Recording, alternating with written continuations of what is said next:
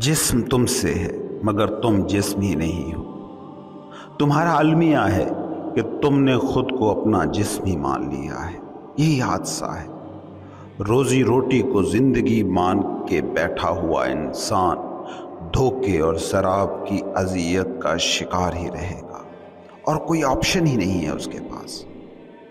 यकीन रखो जिंदगी कुछ और है, बस रोजी रोटी के चक्करों में उलझे रहना जिंदगी नहीं है। सोचो कौन है जो हकीकत में जिंदा रहा हो और सिर्फ रोजी रोटी के पीछे पड़ा रहा हो। यूं नहीं कि रोजी रोटी जरूरी नहीं है, बहुत जरूरी है, मगर यही ही बस काफी नहीं है। यही ही बस तुम्हारी जिंदगी का तजर्बा नहीं है। माना कि इंसान रोजी रोटी बिना रह नहीं सकता, मगर सिर्फ रोजी रोटी ही को जीना मान लिया तो जीना ना जीना दोनों में कुछ फर्क नहीं। ये हैवानी जिंदगी है। सिर्फ रोजी रोटी मकसद है तो फिर अपना मुकाबला चौपाइयों कीड़ों मकोड़ों से करना, फिर खुदाओं से देवताओं से मुकाबला मत करना। फरिश्तों को ना शीशे के सामने खड़ा करना, फिर हस्ती के मुकाबिल ना आना, फिर वकार ग्रेस मत ढूंढना, फिर अजमत का खप मत पालना।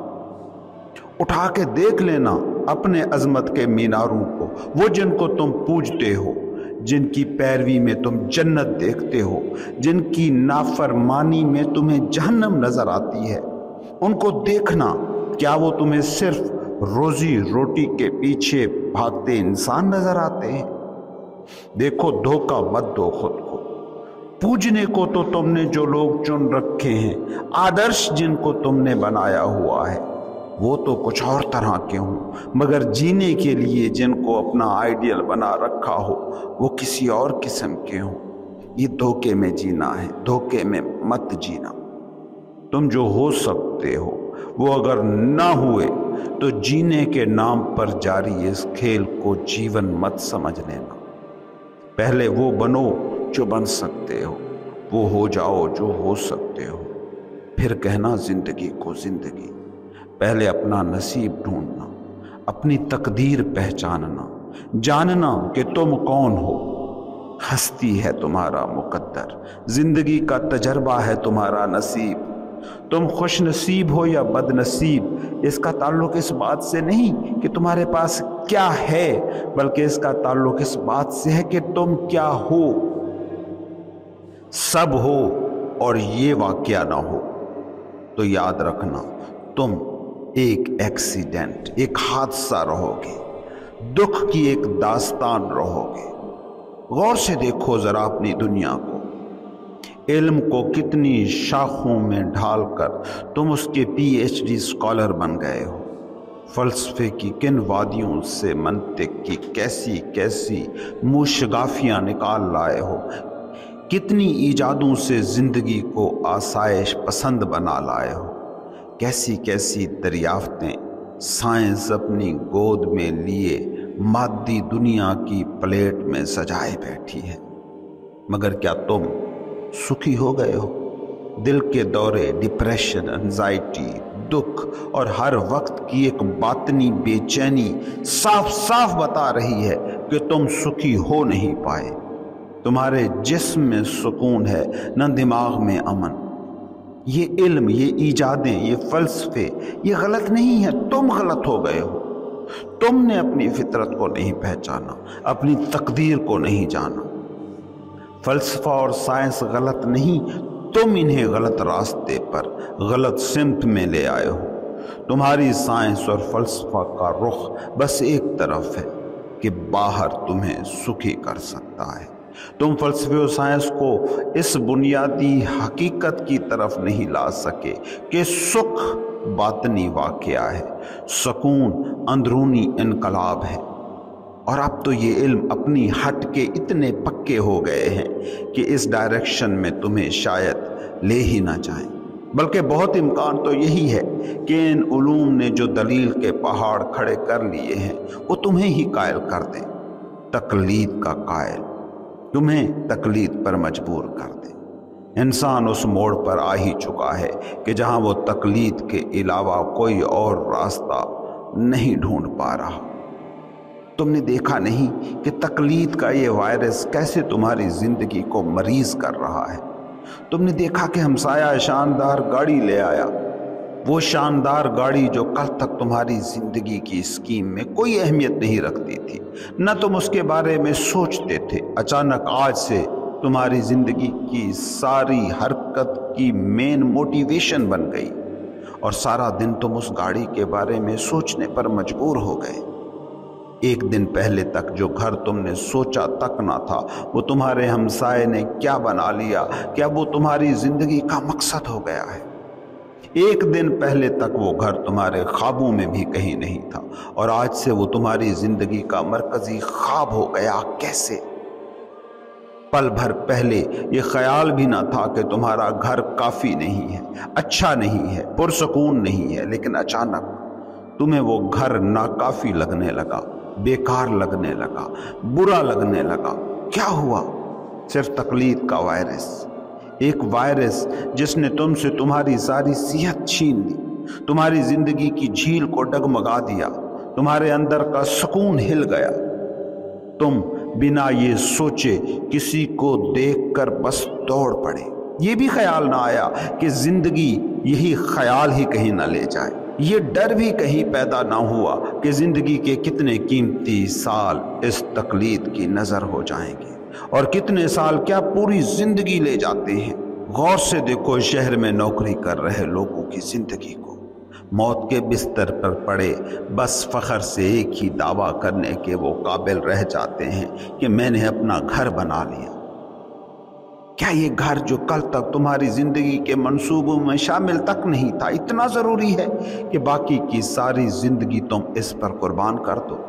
پوچھو ذرا سکون سے بیٹھ کر خود اپنے آپ سے کہ کیا تم واقعی اسی لیے دنیا میں آئے تھے کہ ایک بے ہوش ہمسایہ ایک دن اپنا گھر بنائے گا اور تمہاری زندگی کے سارے راستے اس سے بدل جائیں گے؟ یقین کرو، اگر کبھی اس خواب کے پیچھے بھاگنے سے قبل تم تھوڑی دیر رک کر تجزیہ کر سکو، مراقبہ میڈیٹیشن کر سکو، جائزہ لے سکو، درست سوچ بچار کر سکو، تو کبھی اس رستے پر چلنے کی غلطی تم سے نہیں ہو سکے گی۔ مگر تقلید کا وائرس ہے ہی ایسا، وہ سب سے پہلے تمہارے ہوش پر حملہ کرتا ہے، تم سے درست تھاٹس چھین لیتا ہے، پہلے وہ تم کو پورا بے ہوش کرتا ہے اور پھر اپنا کام کرتا ہے۔ اگر اس دوڑ میں اندھا دھند دوڑنے سے قبل تھوڑی دیر تم خود کے ساتھ بیٹھ سکو تو یہ صرف تمہیں دیوانگی لگے گا، یہ گھر تمہیں ایک پاگل کا جنون نظر آئے گا۔ کیا یہ دیوانگی نہیں، کیا یہ جنون نہیں کہ ہمسائے کے پاس یہ مکان ہے ویسا میرا کیوں نہیں ہے، دوست کے پاس فلاں گاڑی ہے میرے پاس ویسی گاڑی کیوں نہیں ہے؟ اور لکھ کے رکھ لو کہ جو تقلید کے اس وائرس کی پکڑ میں آ گیا، جو ہمسایوں کے گھر جیسا گھر، دوستوں کی گاڑی جیسی گاڑی لینے کی دوڑ میں پڑ گیا، اس کی زندگی مشکلات سے، دکھ سے، انزائٹی سے کبھی خالی نہیں ہوگی۔ اس جسم اور دماغ کے ساتھ زندگی کو تجربہ کرنے کا جو مخصوص، جو محدود وقت تمہیں ملا ہوا ہے وہ ضائع ہو جائے گا۔ وائس کون ہے؟ دانش مند کون ہے؟ صاحب فراست کون ہے؟ وہ جو اپنا اندرونی دفاعی نظام اتنا مضبوط کر لے کہ تقلید کا وائرس اس کے سسٹم کو پاگل پن کا شکار نہ کر سکے، اسے بے ہوش نہ کر سکے، اسے ہیک نہ کر سکے، جو اپنی ضرورت کو سمجھے، جو باطنی طلب کو جانے، جو اپنی فطرت کو سمجھے، جو اپنی خوشی اور سکھ سے نظریں ہٹانے پر تیار نہ ہو، جو اندر کی آرزو، باطن کی خواہش پر فوکس رکھ پائے، جو یہ سوال اٹھا پائے کہ اس پل میں کتنا اور کیسے خوش رہا جا سکتا ہے۔ ایک صوفی تھا جو سارا دن ہنستا رہتا تھا، لوگوں نے کبھی اسے اداس، لمبوترے چہرے، لانگ فیس کے ساتھ نہیں دیکھا تھا۔ کسی نے پوچھا کہ ایسی دنیا میں تم کیسے سارا دن خوش رہ سکتے ہو؟ اس نے جواب دیا کہ صبح روز اٹھنے کے بعد میں خود سے ایک سوال کرتا ہوں، اے بندے، یہ آج کا دن تجھے ملا ہے، اسے کیسے جینا پسند کرو گے؟ خوش ہنستے چہرے کے ساتھ یا دکھی اور لمبوترے چہرے کے ساتھ؟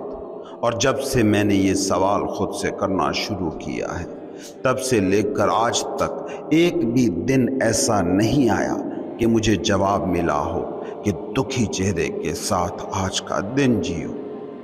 یہ وہ شخص ہے جو اپنی ضرورت کو جانتا ہے، یہ ہے وہ شخص جو بے ہوش نہیں ہے، یہ ہے وہ شخص جس کا اندرونی میکینزم تقلید کے وائرس سے امیون ہے۔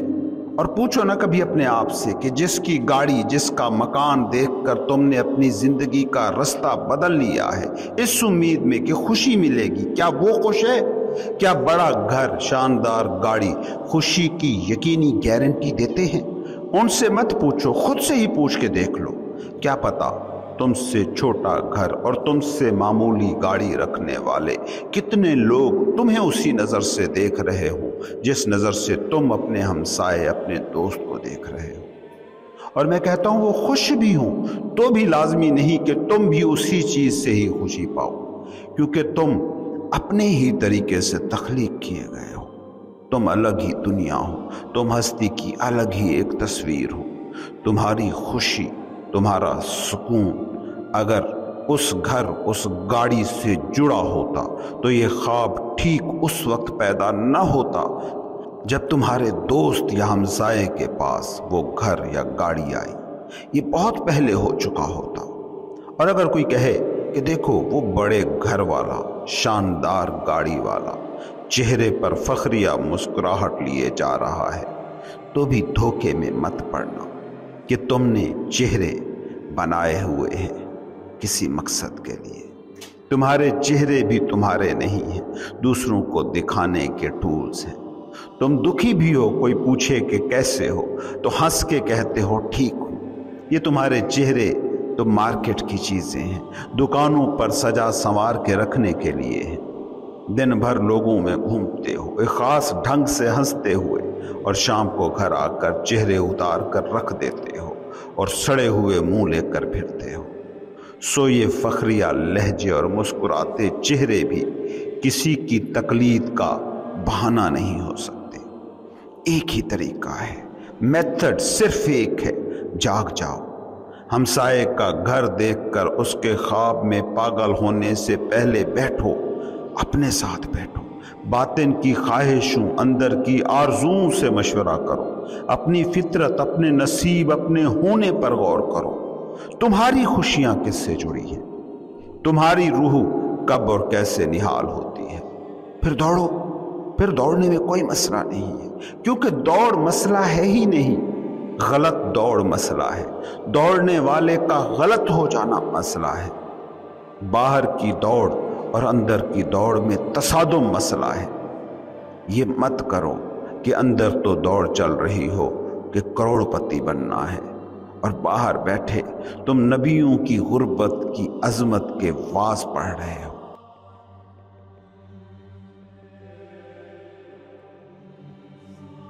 تمہاری حقیقت کیا ہے؟ تم کون ہو؟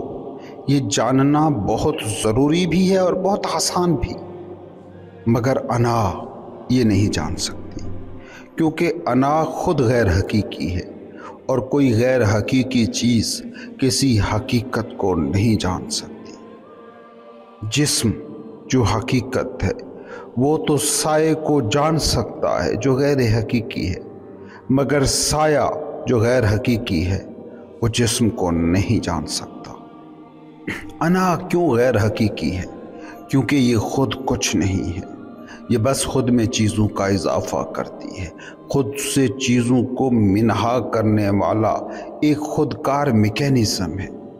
کبھی تم نے سوچا کہ جسے تم کہتے ہو، جسے شخصیت کہتے ہو، جسے میں کا نام دیتے ہو، وہ کیا ہے؟ اس کو یوں سمجھو، دنیا میں ایک ہی دن میں 2 بچے پیدا ہوئے، ایک پاکستان کے کسی دور افتادہ گاؤں میں اور ایک امریکہ کے کسی ترقی یافتہ شہر کے شاندار اپارٹمنٹ میں۔ اب آپ ان دونوں بچوں سے پوچھیں تم کون ہو، کیا ہو؟ ان کا کوئی نام نہیں ہے، کوئی قومیت نہیں ہے، کوئی مذہب نہیں ہے، کوئی زبان نہیں ہے۔ آپ کے اس سوال کو سن کر وہ آپ کو پاگل سمجھیں گے کہ یہ کیا سوال ہے۔ لیکن کیا ان دونوں کا ہونا، ان دونوں کی آئی ایمنس، ان دونوں کی بینگ، ان دونوں کی ہستی پر کسی کو بھی کوئی شک ہو سکتا ہے؟ کیسے ہو سکتا ہے؟ وہ بطور زندگی تمہارے سامنے بیٹھے ہیں۔ اب 20 سال بعد ان دونوں کے سامنے یہی سوال رکھیں تو وہ اس سوال کا جواب 1 منٹ میں دے دیں گے۔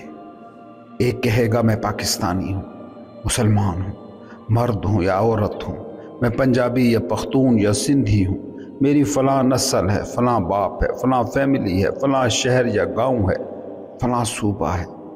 دوسرا کہے گا میں امریکی ہوں، میرا نام یہ ہے، ریاست یہ ہے، شہر یہ ہے، میری زبان انگریزی ہے، فیملی یہ ہے۔ اب آپ کا یہ سوال کہ تم کون ہو، یہ انہیں پاگل پن نہیں لگے گا، کیونکہ اب وہ اسی پاگل پن کا خود بھی حصہ بن چکے ہیں۔ لیکن کیا اس عمر میں ان کی زندگی کا وہی تجربہ جو پیدائش کے وقت شروع ہوا تھا، ان کی وہ آئی ایمنس، وہ بینگ، وہ ہستی کہیں کھو گئی ہے؟ جی نہیں، مگر انا کی شکل میں جمع شدہ ساری معلومات اب اس زندگی کے تجربے کے اوپر دھند بن کر طاری ہو چکے ہیں۔ آپ کیا ہو؟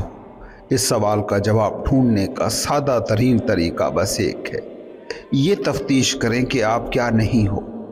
اور جب یہ تفتیش کر رہے ہو کہ آپ کیا نہیں ہو تو خود کو بہت احتیاط سے دیکھتے رہیں۔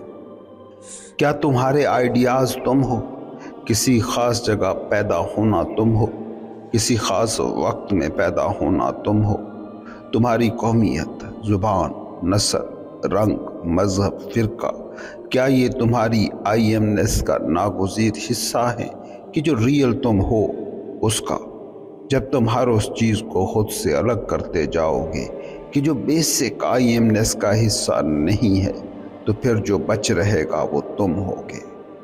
بینگ دیٹ یا بینگ دس کو علیحدہ کرتے جائیں تو آخری اسٹیشن بچ جاتا ہے، وہ ہے جسٹ بینگ۔ نفسیات میں اس بات پر بڑا زور دیا جاتا ہے کہ خود کو کبھی منفی ہدایات، نیگیٹو سجیشنز نہ دیں، مگر تصوف میں اور حقیقی مذہب میں یہ نیگیٹوز بڑے اہم ہوتے ہیں۔ اسلام کا کلمہ لا سے شروع ہوتا ہے، بدھزم کا نروان نہ ہونے سے شروع ہوتا ہے۔ نروان کا مطلب ہے دیے کا بجھ جانا، نہ ہو جانا۔ جب لا کی منزل سے آپ گزر جاتے ہیں تو پھر افرمیٹو سٹیج شروع ہوتی ہے۔ لا کی منزل سے گزرے بغیر کبھی بھی الا اللہ نہیں ہو سکتا۔ آپ کا ذہن جن بھی چیزوں سے خود کو ایک کر کے، جوڑ کر، آئیڈینٹیفائی کر کے آپ کی انا کو تشکیل دیتا ہے، اس پر غور کریں۔ وہ ساری کی ساری شناختیں محدود ہیں۔ تم کہتے ہو میں انسان ہوں، یہ کہتے ہی تم جانداروں کی پوری انواع کو ایک طرف کر دیتے ہو اور ہومو سیپینس سے ایک ہو جاتے ہو۔ پھر تم کہتے ہو میں مرد ہوں یا عورت ہوں، تو ایک جینڈر سے آپ جڑ جاتے ہیں، آئیڈینٹیفائی ہو جاتے ہیں اور باقی جینڈرز کو خارج کر دیتے ہیں۔ پھر تم کہتے ہو میں ایشیائی ہوں، تو تم باقی برے اعظموں کو باہر کر دیتے ہو۔ پھر کہتے ہو میں مسلمان ہوں، تو باقی تمام مذاہب کے ماننے والوں کو خارج کر دیتے ہو۔ تم کہتے ہو میں پاکستانی ہوں، تو باقی 200 سے زیادہ ملک باہر ہو جاتے ہیں۔ تم کہتے ہو میں پنجابی ہوں، تو تمہارا دائرہ کار اب اور محدود ہو جاتا ہے۔ پھر تم ایک اور دائرہ کھینچتے ہو، شہر کا، پھر قصبے کا، گاؤں کا، گلی کا، برادری کا، فیملی کا، اور پھر آخر میں اپنی شخصیت کا۔ انا کا بیسک میکینزم یہی ہے کہ وہ دائرے کھینچتے کھینچتے تمہیں مکمل بیگانگی کی طرف لے جاتی ہے اور بتدریج تمہیں کل زندگی، کل کائنات سے کاٹ دیتی ہے۔ انا بالکل ریشم کے کیڑے کی طرح کام کرتی ہے۔ وہ دیواروں کی شکل میں ریشم کو بنتا جاتا ہے اور آخر میں اپنی ہی بنی ہوئی ریشم کے دھاگوں سے بنی دیواروں میں دم گھٹنے سے مر جاتا ہے۔ انا محدودیتوں کی دنیا ہے اور ان محدودیتوں کو شعور کی سطح پر منفی کرتے جانے کے عمل کا نام ہے تصوف۔ اور یہ بات بھی ذہن میں رکھو کہ یہ دماغ ہی کام کرتا ہے، ان باتوں سے یہ نتیجہ نکالنے کی غلطی نہ کرنا کہ میں دماغ کی مخالفت کر رہا ہوں۔ یہ تمام شناختیں جن کے مجموعے کا نام تمہاری شخصیت ہے، تمہاری انا ہے، یہ دماغ ہی نے تراشی ہے فوکس کی طاقت کے ذریعے۔ فوکس جس چیز پر آپ نے لگایا وہی آپ ہوتی گئی۔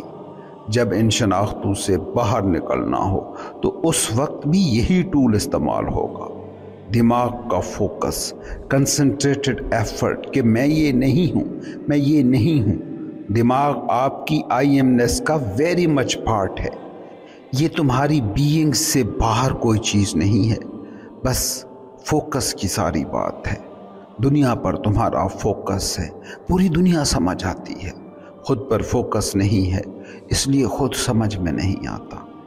مادے پر فوکس ہے، سارے مادی وجود حقیقت بن گئے ہیں، لیکن غیر مادہ جو مادے کے مقابلے میں کہیں زیادہ ہے اس پر فوکس نہیں ہے، اس لیے وہ نظر نہیں آتا۔ اور آج تو تمہیں بڑی سہولت ہے کہ تمہارا سب سے معروضی علم یعنی تمہاری سائنس تک یہ کہتی نظر آ رہی ہے کہ مادہ سراب ہے، میٹر از ڈیلیوژن۔ یہ جو تمہاری کوانٹم فزکس ہے یہ ایکچولی فزکس کا اینٹی تھیسس ہے، یا یوں کہہ لیں کہ یہ مذہب سائنس کا تصوف ہے۔ فزکس مادے کو حقیقت کہتی ہے، مادے کی پراپرٹیز سے ڈیل کرتی ہے، ان قوانین سے ڈیل کرتی ہے جو فزیکیلٹی پر، مادیت پر لاگو ہوتے ہیں۔ کوانٹم فزکس کہتی ہے کہ مادے اور ٹھوس نام کی کوئی چیز ہے ہی نہیں۔ جتنا میٹر کو قریب سے قریب دیکھتے جائیں اتنا چیزوں کی مادیت، ان کی فزیکیلٹی فنا ہوتی جاتی ہے۔ کوانٹم فزسسٹ کہتے ہیں ہم حرکت کرتے مالیکیولوں کا سمندر ہیں، we are living in the ocean of motion. مادہ مرتکز شکل میں برقی لہریں ہیں اور کچھ نہیں۔ تم یہاں سے بیٹھ کر دیکھو تو تمہیں کمرہ، گھر، وہ درخت، یہ گلاس سب فزیکل حقیقتیں لگ رہی ہیں، لیکن اگر تمہاری آنکھوں پر کوئی ایسا چشمہ لگا دیا جائے جس کی عدسے بہت ہی ہیوی الیکٹرون مائکروسکوپ پر مبنی ہوں تو تب یہ ساری چیزیں تمہیں نظر نہیں آئیں گی، بلکہ صرف مالیکیولر ڈانس رہ جائے گا، ساری فزیکیلٹی فنا ہو جائے گی۔ میں تو یہ کہتا ہوں کہ سائنس جسے تم نے اپنا مذہب مان لیا ہے، کوانٹم فزکس تمہارے اس مذہب کا تصوف ہے۔ کوانٹم فزکس کے عظیم ترین ناموں کا کام پڑھ کر دیکھیں، وہ فزیکل ایگزسٹنس کا باقاعدہ مذاق اڑاتے نظر آئیں گے۔ جیسے صوفی تمہاری تراشی دنیا کو ڈرامہ، سراب کہتا ہے، کوانٹم فزسسٹ اور صوفی دونوں ہی دائرۂ شعور کی بات کرتے ہیں جو نان فزیکل ہے۔ یہ ساری دنیا جو تمہیں بہت مادی اور فزیکلی ٹھوس نظر آتی ہے، یہ کچھ بھی نہیں، بس تمہارے فیلڈ آف کانشیسنس میں ہو رہی نان فزیکل ایکٹیویٹی ہے۔ اب اگر اس نقطۂ نظر سے تم ایمانداری سے اپنی تحلیل کر سکو اور جس طرح دماغ کو باہری اشیاء پر فوکس کی مدد سے تم نے یہ ساری چیزیں اپنی انا میں محدود کی ہیں، ان کو منفی کرتے جاؤ تو وہ پوائنٹ آ جاتا ہے جہاں تم شعور کی سطح پر لمٹ لیس، غیر محدود ہونے کا مشاہدہ کرتے ہو۔ جہاں ہر مادیت فنا ہو گئی وہاں بھی وہ فیلڈ آف کانشیسنس، وہ مقام شعور باقی ہے جو کسی چیز کے ساتھ آئیڈینٹیفائی نہیں، جہاں قطرہ اور سمندر کا فرق معدوم ہو گیا۔ یہ زندگی کے تجربے کی اوریجنل حالت ہے۔ اس کو صوفی وحدت الوجود کہتا ہے اور کوانٹم فزکس جسے انٹر کنیکٹڈنس کا نام دیتی ہے۔